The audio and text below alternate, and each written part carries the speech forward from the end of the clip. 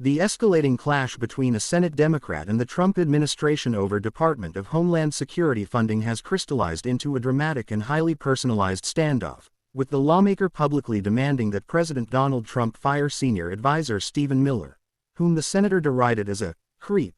as a condition for supporting critical DHS appropriations, a move that underscores how immigration politics, personality-driven conflicts, and legislative brinkmanship have become tightly intertwined in Washington.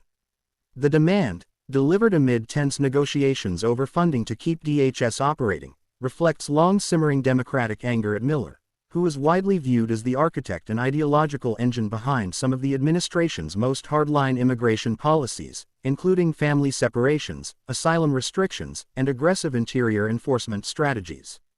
By tying a must-pass funding vote to the ouster of a single White House aide, the senator elevated what is usually an internal staffing matter into a public test of Trump's leadership style and priorities, daring the president to choose between his most loyal and influential advisors and the practical necessity of securing bipartisan votes to avoid operational disruptions at DHS. Republicans immediately blasted the demand as outrageous and unserious, arguing that appropriations should never be leveraged to settle personal vendettas or ideological grudges, while Democrats countered that Miller's continued influence represented a moral and policy red line, particularly given ongoing controversies over migrant detention conditions, border enforcement tactics, and the administration's rhetorical attacks on immigrants. The episode also highlighted Trump's deep reliance on Miller, who has long been one of the president's closest confidants and most effective messengers on immigration, shaping speeches, executive orders, and talking points that resonate strongly with Trump's political base. For the White House, firing Miller under pressure from an opposition senator would signal weakness and risk alienating supporters who view the advisor as a fearless defender of border security, yet refusing to engage with the demand could harden Democratic resistance and complicate an already fraught funding process.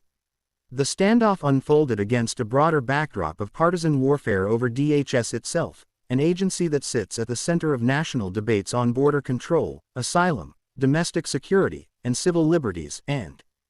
whose budget has repeatedly become a flashpoint in shutdown threats and brinkmanship. Democrats have argued that they cannot in good conscience rubber stamp funding without accountability for policies they see as cruel or unlawful, while Republicans insist that withholding funds endangers national security and frontline personnel.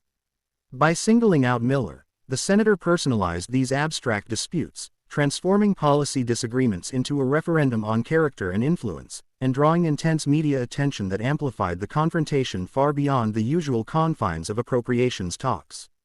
Trump, for his part, responded in characteristically combative fashion, dismissing the demand as absurd and defending Miller as a patriot doing the job he was hired to do, a response that played well with supporters but did little to ease legislative tensions.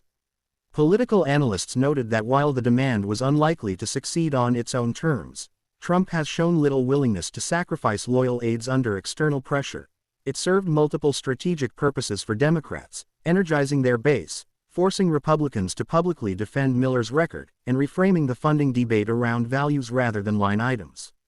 At the same time, some Democrats privately worried that the tactic could backfire, allowing Republicans to portray them as reckless or unserious about governance, particularly if DHS operations were threatened by prolonged gridlock. The confrontation also revealed how personalities have come to dominate policy battles in the Trump era, with advisors like Miller becoming lightning rods for broader ideological fights, and how social media amplification turns provocative rhetoric into negotiating tools.